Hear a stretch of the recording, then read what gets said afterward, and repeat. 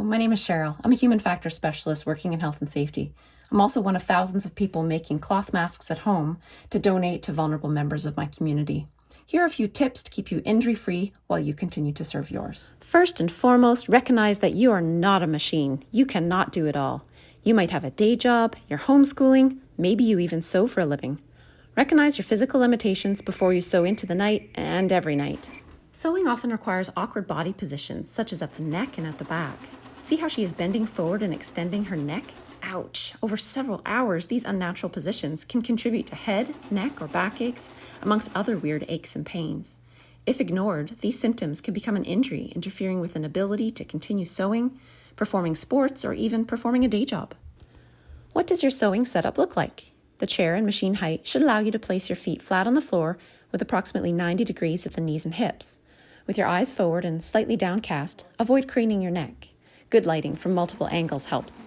Use your glasses to avoid squinting and leaning unnecessarily forward. If you wear some kind of progressive or bifocal lens, check with your eye doctor to make sure your eyeglasses give you clear, near vision in a healthy, neutral-seated posture. If there is a window, consider blinds or place your workstation 90 degrees to the window to reduce any glare. If you find you must look down too much, find a way to raise your sewing machine a few inches. If your arms are aching, your machine is likely too high.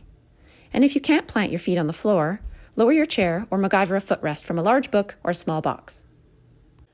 Due to the upright and forward-leaning posture required to use a sewing machine, very few chairs will give you the back support you need. Consider something padded, then sit up straight.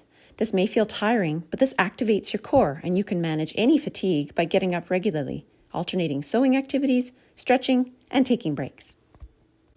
A rest break doesn't necessarily mean that you must stop working. Instead of sewing bias tape all night, mix it up with something else.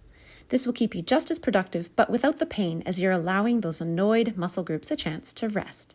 Stand up whenever you take a drink, rip a stitch, or need to cut elastics. If you're now relying on painkillers to get you through all this, you need to know that this is a band-aid. It's not a solution. It's a warning sign from your body that you may be doing too much. Stretching before, during, and after sewing can help to relax and protect strained and tired muscles. Perform each stretch a few times and hold each one for 15 to 30 seconds.